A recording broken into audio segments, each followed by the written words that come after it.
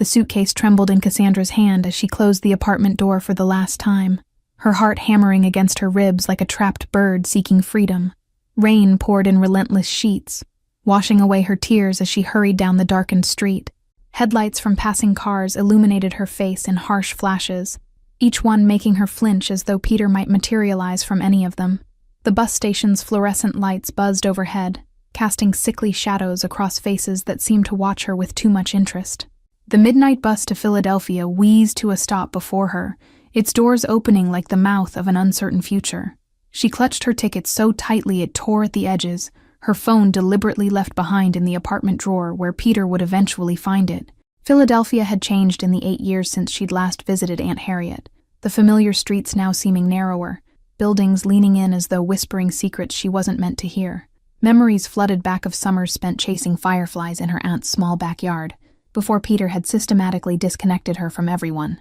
The old brownstone stood exactly as she remembered, though the neighboring buildings seemed somehow different, freshly painted in some places, strategically dilapidated in others. Wind chimes on Aunt Harriet's porch sang their familiar melody, the only welcome sound in a strangely quiet street. "Cassie?" Aunt Harriet's voice cracked with emotion as she opened the door, her eyes widening at the soaked figure on her doorstep. "My God, you're soaked through! Come in," she urged, pulling Cassandra inside with surprising strength. The smell of cinnamon and cloves wrapped around Cassandra like a familiar blanket as she stepped into the warmth of her aunt's home. New curtains hung in the windows, positioned strategically, as if to allow someone to look out without being seen from the street.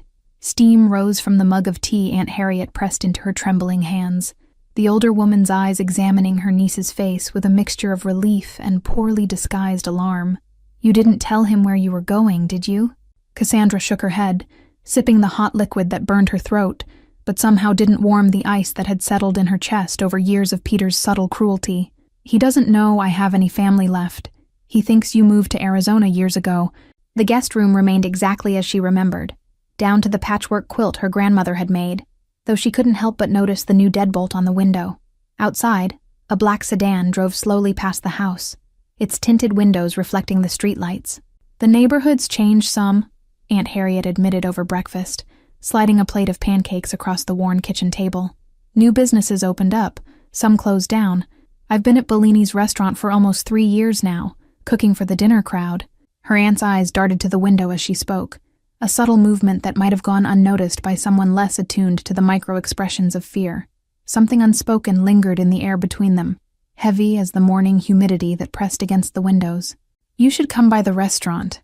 They're always looking for help, and the tips are good," Aunt Harriet suggested, carefully folding dishcloths with practiced precision. "The owner's particular about who works there, but I could put in a word for you." The street outside seemed to come alive as morning progressed, but in ways that struck Cassandra as oddly choreographed, the same men in suits appearing at regular intervals, nodding respectfully to certain neighbors while completely ignoring others. A sense of invisible boundaries became apparent. Cassandra stepped onto the porch, breathing in air that tasted of approaching autumn, and something else she couldn't quite identify, a tension that seemed to vibrate between the buildings. Her attention caught on a man across the street, watching her with undisguised interest. The man's gaze lingered a moment too long before he turned away, disappearing into a sleek black car identical to the one she'd seen the night before. When she mentioned it to Aunt Harriet, the older woman's lips thinned to a tight line. Walking the familiar streets of her childhood should have brought comfort, but instead, Cassandra felt eyes tracking her movements from behind curtains and store windows. Corner shops, she remembered, had transformed into upscale cafes and boutiques. A group of men outside the local barbershop fell silent as she passed, their conversation resuming only when she turned the corner, the weight of their stares pressing against her back. Cassandra quickened her pace, memories of Peter's surveillance merging with this new, undefined threat. Bellini's restaurant stood at the corner of Maple and Fifth, its tastefully weathered exterior suggesting decades of history despite having opened just 4 years ago, according to the small plaque beside the door. Crystal chandeliers visible through the windows cast prismatic light across white tablecloths. The maitre d' assessed Cassandra with calculating eyes when she asked about her aunt, his stance shifting subtly from dismissive to attentive when Harriet's name left her lips. "Wait here," he instructed, disappearing through a door marked private. The kitchen bustled with controlled chaos, chefs moving with military precision under the watchful eye of a tall woman whose authority radiated from her like heat. Aunt Harriet beamed at the sight of her niece, quickly introducing her to the stern-faced woman. Beth's inspection was thorough and unnerving, her eyes traveling from Cassandra's face to her hands, as if assessing her value like merchandise. "We need someone for the private dining rooms upstairs," she finally said, her voice carrying a hint of an accent Cassandra couldn't place. "Private rooms?" Cassandra asked, glancing at her aunt, who suddenly seemed fascinated with the arrangement of herbs on her cutting board. Beth's smile didn't reach her eyes as she gestured toward a narrow staircase at the back of the kitchen. The second floor of Bellini's was another world entirely. Plush carpets muffled their footsteps, as Beth led her down a hallway lined with heavy wooden doors, each bearing only a small number in gold. "These are for our special guests," Beth explained. Beth handed Cassandra a black dress still wrapped in plastic, the designer label making her eyes widen. "You'll start tonight," she stated, offering no room for negotiation. 7 sharp. Wear your hair up and no perfume. Our guests prefer subtlety. Walking home, Cassandra felt a chill despite the warm afternoon sun. Something about Beth's demeanor and the hushed opulence of those upstairs rooms stirred memories of how Peter had slowly isolated her from her world. Yet the prospect of steady income was too tempting to refuse.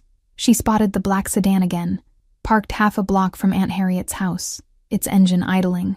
As she drew closer, the driver, a broad-shouldered man with close-cropped hair, stepped out and opened the back door with practiced efficiency. A man emerged from the back seat, his movements fluid and unhurried. Tall and lean, dressed in an impeccably tailored suit that whispered of wealth rather than shouting it. His eyes found hers immediately, as if he'd been waiting for her approach. "Cassandra Hayes," he said, her name in his mouth not a question but a confirmation. "I've been looking forward to meeting you. I'm William. I own the neighborhood, including your aunt's house, and Bellini's, where I understand you'll be working." The way William said "own the neighborhood" sent a cold ripple down Cassandra's spine. Not a figure of speech, but a statement of absolute fact. His smile never reached his eyes as he extended his hand, the gesture both invitation and command. "I make it a point to welcome newcomers personally," he continued, his voice carrying the smooth cadence of someone accustomed to being obeyed. His grip was firm but not aggressive when she reluctantly shook his hand, his skin surprisingly warm against her chill fingers.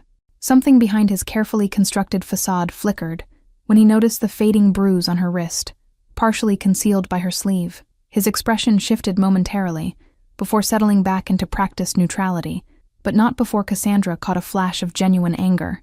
That evening at Bellini's, Cassandra learned the true nature of the establishment as she served private rooms filled with impeccably dressed men, conducting business in hushed tones. Conversations abruptly halted when she entered, resuming only after she departed. The man in room 3 never looked up from his papers when she brought his whiskey, but as she turned to leave, his words stopped her. "If he finds you, I can make him disappear." Her blood froze as she realized he wasn't speaking to his companions, but directly to her. William occupied room 1, the largest of the private dining areas, holding court with an assortment of people who seemed to represent every corner of Philadelphia's power structure. Politicians, police officers, business owners, all deferring to him with unmistakable respect, tinged with fear. He beckoned her over as the night progressed, introducing her to his associates with a proprietary air that made her skin crawl, yet simultaneously offered a strange sense of protection. "Cassandra is Harriet's niece," he explained, his hand resting lightly at the small of her back.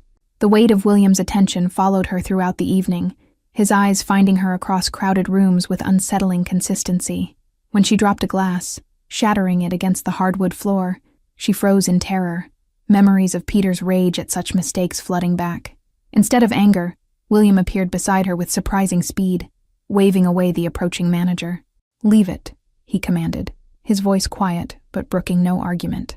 To Cassandra he murmured, "Not everyone punishes accidents, Cassandra." The implications of his words, that he knew about Peter, about her past, left her speechless as he guided her away from the broken glass.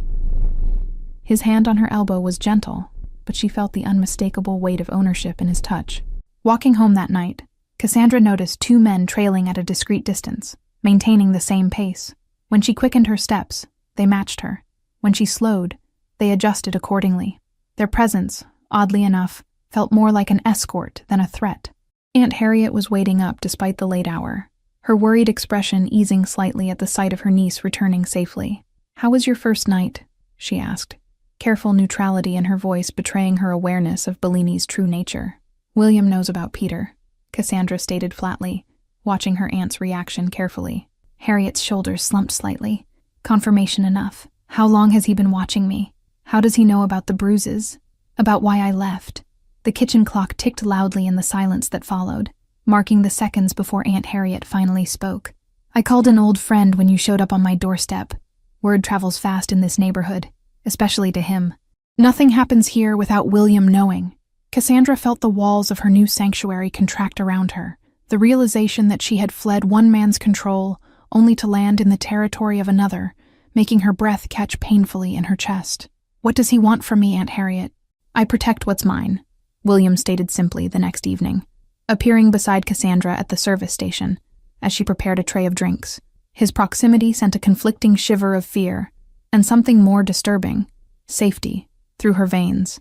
The following weeks established a routine: evenings at Bellini's, days spent cautiously exploring her reclaimed freedom, always under the watchful eyes of William's men who maintained a respectful distance. Their presence became a paradoxical comfort, a shield against the specter of Peter's return.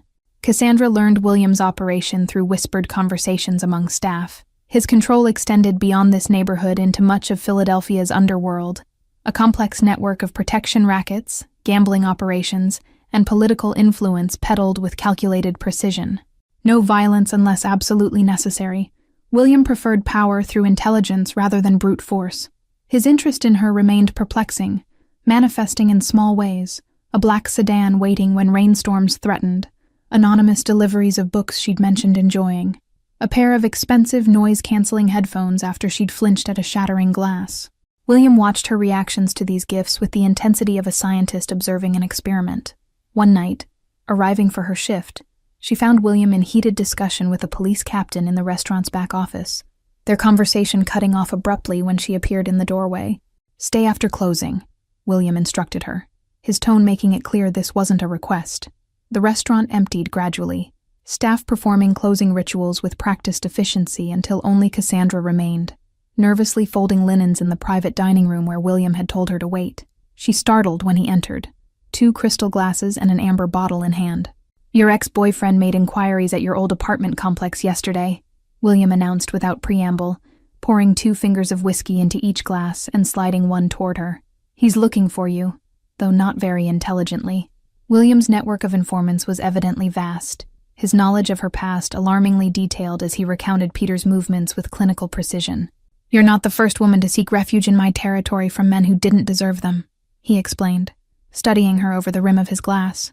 Their conversation shifted unexpectedly as midnight approached, William revealing fragments of himself, raised by a grandmother who cleaned houses in this very neighborhood, education at prestigious schools earned through scholarships, a meteoric rise through Philadelphia's criminal hierarchy. His path to power seemed a deliberate rejection of vulnerability, a lesson Cassandra understood too well. "Why help me?" Cassandra finally asked, the question that had burned in her mind since discovering his surveillance. William's smile contained a rare flash of genuine emotion, a glimpse behind the calculated facade he maintained. "Because you remind me of someone I couldn't save," he answered, unexpected honesty in his voice. "And because men like your Peter are predators who mistake fear for respect, something I find particularly distasteful." The boundaries between protector and captor blurred dangerously as William offered her a job beyond serving drinks, managing the legitimate books for several of his businesses, a position that would keep her within his sphere while offering genuine financial independence. The choice felt both liberating and binding, a gilded cage still being a cage. Cassandra accepted with clear conditions: no direct involvement in illegal activities, no interference in her personal life, and an agreement that his men would be less conspicuous in their surveillance. William's amused respect at her negotiation attempt only reinforced her suspicion that he had already anticipated and accepted these terms. Their new arrangement brought Cassandra into a different level of William's world. The upper office of Bellini's transformed into her workspace, surrounded by legitimate invoices and payroll documents that nonetheless served as cover for more questionable financial movements. Her accounting degree, abandoned when Peter insisted she focus on supporting his career, now proved unexpectedly valuable. As weeks passed, Cassandra recognized the dangerous comfort growing between them, William's protective orbit becoming a space where she felt genuinely secure for the first time in years. The price of this security, her tacit acceptance of his criminal enterprise, seemed increasingly justifiable when balanced against the alternative of facing Peter alone.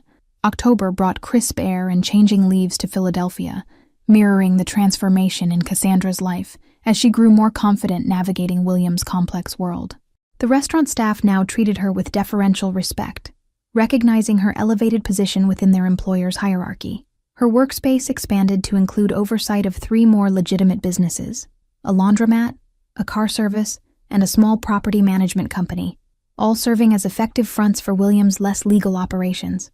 Cassandra maintained her ethical boundary by focusing exclusively on the legitimate side, though the artificial separation grew increasingly transparent. Weekly dinners with William became routine, ostensibly to discuss business, but evolving into intellectual sparring, matches that left her both exhilarated and unsettled. His mind worked in fascinating patterns, strategic, 10 steps ahead, yet capable of surprising emotional insight that contradicted his ruthless reputation. Power and protection are different sides of the same coin, William observed during one such dinner, examining the ruby-colored wine in his glass with critical appreciation. The difference lies entirely in how they're wielded, and toward what purpose. Aunt Harriet remained cautiously supportive, though concern shadowed her eyes whenever William's name entered their conversations. "He's different with you," she admitted reluctantly one Sunday morning, while they prepared breakfast together. "I've never seen him genuinely interested in anyone before. It's both promising and worrying." On a rare day off, Cassandra ventured beyond William's territory to a downtown shopping district, savoring the anonymity of crowds and the absence of watchful eyes. The sensation of true independence felt intoxicating after months under constant observation. The boutique saleswoman's friendly chatter about an upcoming neighborhood festival provided delightful normality, a conversation devoid of hidden meanings or power dynamics. Cassandra purchased a deep green sweater, imagining a life where such simple interactions were commonplace rather than exceptional. Reality intruded harshly as she exited the shop, her gaze colliding with a horrifyingly familiar face across the street. Peter, emerging from a coffee shop, his attention momentarily directed toward his phone. Panic froze her mid-step, the shopping bag slipping from suddenly numb fingers. Peter looked up, his expression shifting from casual distraction to predatory recognition with chilling speed. Cassandra's feet finally responded to her brain's desperate commands, carrying her into the nearest crowd, as her heart thundered painfully against her ribs. The protective bubble of William's territory now seemed miles away as she navigated unfamiliar streets, constantly glancing over her shoulder. Peter's voice called her name from somewhere behind, the sound striking terror through her core more effectively than any weapon. Ducking into an alleyway proved disastrous, a dead end trapping her between brick walls as Peter's footsteps approached with deliberate slowness. His face had always been handsome in conventional ways that masked the cruelty beneath, now openly displayed in his triumphant smile. "Found you," he said simply, blocking the alley's exit with his body, hands casually tucked into jacket pockets, as though they were meeting for a planned date. "You've made this much more difficult than it needed to be, Cass." Before he could advance further, a black sedan screeched to a halt at the alley entrance, 2 of William's men emerging with efficient purpose. Peter's confusion at the interruption quickly morphed to alarm as they positioned themselves between him and Cassandra. The men said nothing, their stance and unwavering attention communicating all that was necessary. Peter retreated a step, then another, his expression cycling through anger, calculation, and finally reluctant withdrawal as he recognized the implicit threat. Cassandra's relief at the intervention mingled with disturbing realization. William's surveillance had never truly ceased, merely become less obvious at her request. The knowledge that her movements remained monitored stirred complicated emotions, gratitude for the timely rescue warring with resentment at the continued invasion of privacy. "He'll come back," William stated without emotion later that evening, his fingers steepled before him as they sat in his private office above Bellini's.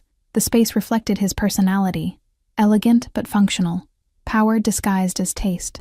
Cassandra's hands trembled slightly as she clutched her tea, the afternoon's encounter having stripped away her carefully constructed sense of security. Peter's reappearance had reignited old terrors, phantom pains from healed bruises flaring at the mere sight of him. "Peter doesn't abandon what he considers his," she confirmed, hating the tremor in her voice, but unable to suppress it. 5 years of gradually increasing control, isolating me from friends, monitoring my calls, accidentally breaking things I loved when displeased. William's expression remained neutral, but something dangerous flickered behind his eyes as she recounted Peter's escalating pattern of abuse. His knuckles whitened around his glass when she described the final incident that had prompted her escape, Peter's hands around her throat when she'd received a text from a male co-worker. "I could solve this problem permanently," William offered, the casual tone belying the gravity of what he suggested. "One phone call. He disappears. No questions, no traces." The offer hung in the air between them, tempting in its simplicity, yet terrifying in its implications. Cassandra had entered William's world understanding its boundaries and rules, but this moment represented a threshold. Accepting his solution would make her complicit in whatever fate befell Peter. "No," she finally answered, meeting his gaze steadily. "I won't become what he tried to make me, someone who hurts others to feel safe. There must be another way." William's approval surprised her, a genuine smile warming his usually guarded features as he leaned forward. "There is always another way for those patient enough to find it," he agreed, reaching for a slim folder on his desk. The folder contained detailed documentation of Peter's life since Cassandra's departure. Gambling debts accumulated at establishments connected to William's network, questionable business practices at his accounting firm, evidence of tax improprieties that would interest federal authorities, ammunition gathered without her knowledge for this inevitable confrontation. "Leverage is cleaner than violence," William explained, spreading photographs across the desk showing Peter entering various establishments known for high-stakes poker games. "We apply pressure indirectly until he decides leaving Philadelphia, and you, behind, is his best option." Their strategy took shape over the following days. Careful manipulation of Peter's growing financial troubles, anonymous tips to his employers about ethical concerns, pressure from loan sharks suddenly calling in markers. William orchestrated the campaign with the precision of a chess master, each move designed to incrementally increase Peter's desperation. Cassandra's role remained deliberately minimal. William insisted on keeping her separated from the actual mechanics of their plan, ostensibly to protect her, but perhaps equally to maintain his control over the situation. The power imbalance between them had never felt more pronounced. A week into their campaign, Peter attempted direct contact, appearing outside Bellini's after closing, clearly intoxicated and belligerent. William's men intercepted him before he could enter, the confrontation visible through the restaurant's front windows as Cassandra watched with her heart in her throat. The following morning brought unexpected development. A formal restraining order delivered to Aunt Harriet's house, filed by William's attorney on Cassandra's behalf, using evidence she hadn't known existed, photographs documenting her old injuries, medical records she'd never authorized releasing, witness statements from former neighbors. William had crossed another boundary without consultation, the protective gesture simultaneously comforting and disturbing in its presumption. His resources and connections had accomplished in days what might have taken her months, yet the ease with which he'd accessed her private medical history sent a chill through her. "We need to establish boundaries," Cassandra stated firmly, facing William across his desk the following evening, her voice steadier than her nerves. The restraining order had triggered an overdue conversation about the parameters of their arrangement. William's expression remained neutral, though something like respect flickered in his eyes at her confrontation. "I acted to protect you," he responded, his tone lacking the defensiveness Peter would have displayed when challenged. Their negotiations stretched into hours, evolving from tense disagreement to thoughtful exchange as they redefined their alliance. William conceded to consult her before taking actions on her behalf, while Cassandra acknowledged her need for his protection against Peter's escalating threats. The compromise felt like genuine progress, William treating her as a partner rather than a possession, her autonomy respected even within the confines of their unorthodox relationship. The subtle shift in power dynamics between them promised a foundation less built on control and more on mutual respect. Peter's response to their campaign proved more erratic than anticipated. Instead of retreating under pressure, he became increasingly reckless. Anonymous threats arrived at Aunt Harriet's house, hang-up calls in the middle of night, once a brick through the front window that shattered the early morning silence. William's security detail doubled around both Cassandra and her aunt, the men now openly visible as a deterrent rather than maintaining their previous discretion. The neighborhood residents adjusted to this heightened presence with knowing glances, confirming Cassandra's suspicion that unusual activities were commonplace in William's territory. Cassandra found unexpected solace in her growing friendship with Beth, the stern restaurant manager whose initial coldness had melted into protective camaraderie. During quiet moments between shifts, Beth shared stories of her own escape from an abusive husband in Boston, revealing the network of women William had helped over the years. "He builds sanctuaries, not prisons," Beth explained, expertly chopping vegetables in Bellini's kitchen long after closing. "The difference is subtle but critical. He creates spaces where broken people can rebuild themselves without fear." The morning routine Cassandra established reflected her gradual reclamation of normalcy: coffee on Aunt Harriet's porch regardless of weather, financial records organized by color-coded systems, evening walks through designated safe zones within William's territory. These small rituals of independence served as anchors in the storm of Peter's escalating threats. William's network extended further than Cassandra had initially realized, his influence reaching into city government, where a sympathetic judge expedited paperwork for stronger legal protections. The restaurant's regular clients included detectives who, coincidentally, increased patrols near Aunt Harriet's home, their silent acknowledgement of William when dining at Bellini's speaking volumes about the complex ecosystem of power in Philadelphia. On a rare evening off, Cassandra discovered William's private apartment above another of his businesses, a high-end wine shop 3 blocks from Bellini's. Her unexpected visit to discuss a discrepancy in the restaurant's books revealed a side of him carefully concealed from public view. The space contradicted her expectations, not the ostentatious display of wealth typical of men wielding his kind of power, but rather a sanctuary of understated comfort, filled with books, classical records, and surprisingly skillful charcoal sketches signed with his initials. The artwork depicted Philadelphia streetscapes, including one of Aunt Harriet's house that captured its essence with haunting accuracy. "You draw," Cassandra observed, the revelation of this unexpected talent forcing her to recalibrate her understanding of him yet again. William's shrug conveyed practiced nonchalance, but the careful organization of his art supplies betrayed the importance of this private creative outlet. Their conversation shifted from business to personal history as midnight approached, William revealing fragments of his past previously concealed: his father's imprisonment when he was 12, the grandmother who raised him with strict moral paradoxes, his deliberate choice of criminal enterprise over the corporate world that had rejected him based on his background. The parallels between them emerged with startling clarity, both shaped by people who had tried to control them, both creating elaborate systems of protection against vulnerability. Their connection deepened as they recognized in each other the same careful vigilance against being diminished by others' expectations. Dawn found them still talking, the boundaries between protector and protected, employer and employee, blurring into something far more complicated.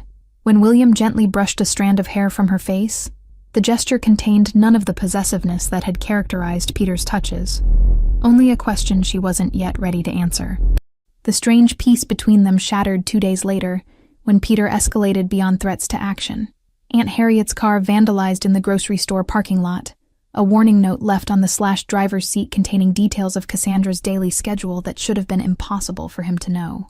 The violation triggered immediate security protocols, William moving both women into secured apartments above Bellini's, his men conducting sweeping investigations that uncovered the unsettling truth. Someone within William's organization had been feeding information to Peter, a betrayal that sent ripples of tension throughout his carefully maintained power structure. William's rage at the discovery manifested not in the explosive violence Cassandra had feared, but in cold, methodical elimination of every possible security breach. The traitor, a recently hired driver with gambling connections to Peter, disappeared without fanfare, the matter handled with disturbing efficiency that served as stark reminder of the world she now inhabited. November arrived with bitter winds that mirrored the increasingly tense atmosphere surrounding Cassandra as Peter's obsession transformed into dangerous fixation. Despite the restraining order, financial pressure, and William's security measures, he persisted with escalating determination. The final provocation came without warning, a small package delivered to Bellini's containing photographs of Cassandra and William together, their expressions captured in moments of unguarded connection. The implicit message required no interpretation. Peter was watching, waiting, planning his retaliation for what he perceived as her betrayal. William's proposed solution remained unchanged, permanent elimination of the threat, but Cassandra continued to resist this final irrevocable step. Making him disappear won't solve the real problem, she argued, pacing the confines of her secured apartment. I'll still be running, just from memories instead of him. Their strategy sessions grew increasingly heated, William's criminal pragmatism clashing with Cassandra's determination to resolve the situation. Without crossing moral lines she still maintained despite her immersion in his world. The impasse between them strained their carefully constructed alliance. "I need to face him," Cassandra finally declared, her decision crystallizing after nights of restless deliberation. "Not alone, but on my terms. Neutral ground. Witnesses present. Your security nearby but not visible." William's objections were immediate and vehement, his protective instincts warring with respect for her autonomy. Their argument stretched through the night, perspectives shifting gradually as Cassandra articulated her reasoning. Confrontation as reclamation rather than capitulation, facing her fears instead of allowing them to dictate her choices. By dawn, a compromise emerged. A meeting at a public cafe downtown. Legal representatives present to document any restraining order violations. William's security positioned strategically throughout the area. Cassandra would face Peter directly, but with substantial safeguards in place. The cafe had been chosen with strategic precision, owned by a former police officer with connections to William, its layout offering no blind spots or secluded corners where Peter might escalate unobserved. Cassandra memorized the exit routes William's security team had mapped out, the knowledge providing tangible reassurance as she prepared for confrontation. William insisted on driving her himself that morning, an unprecedented departure from his usual delegation of transportation duties. His hands gripped the steering wheel with uncharacteristic tension, his typical composed facade slipping just enough to reveal genuine concern beneath the calculated exterior. "You've changed him," Aunt Harriet observed the night before the meeting, helping Cassandra select an outfit that projected confidence rather than vulnerability. "In all my years working for William, I've never seen him personally involved in protecting anyone. His empire, yes, but not an individual." The lawyer William provided, a sharp-eyed woman named Gloria, with 20 years of domestic violence case experience, reviewed their strategy one final time before Peter's arrival. "Let him incriminate himself," she advised, adjusting the discreet recording equipment. "Your strength is in your calmness. It's what he can't predict or control." The message reaching Peter through carefully indirect channels offered what he had demanded since discovering her location. 10 minutes of her time, a chance to speak directly without intermediaries. His eager acceptance confirmed what Cassandra had suspected. His pursuit was driven by the need to re-establish control rather than genuine attachment. The appointed day arrived with glacial slowness, hours stretching as Cassandra prepared herself mentally for the confrontation. William remained uncharacteristically silent that morning, his concern evident in the tightness around his eyes as his men confirmed security positions throughout the meeting area. "Remember who you are now," he told her quietly as they parted, his hand resting briefly against her cheek in rare public display of affection. "Not who he tried to make you." The cafe bustled with lunchtime activity, strategic normality that would prevent Peter from creating a scene without witnesses. Cassandra chose a table with clear sightlines to all entrances, William's attorney seated at a neighboring table with recording equipment discreetly positioned. Peter's arrival sent a jolt of physical memory through her body, instinctive fear response to his presence that she acknowledged but refused to surrender to. His appearance had deteriorated since their encounter weeks earlier. Unshaven, clothes rumpled, dark circles beneath eyes that fixed on her with uncomfortable intensity. "You look different," he observed as he sat across from her, his tone suggesting accusation rather than casual observation. The comment crystallized everything wrong with their past relationship, his perception of changes to her appearance as personal affronts rather than expressions of autonomy. Cassandra's carefully prepared statements dissolved in that moment of clarity, replaced by simple truth. "I am different, Peter.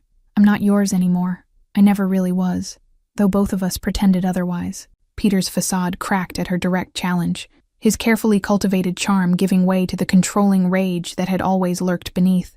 "That mobster thinks he owns you now," he hissed, leaning forward with fingers clenched around his coffee cup. "You've just traded one cage for another." "No one owns me," Cassandra replied, her voice steady despite the adrenaline surging through her veins.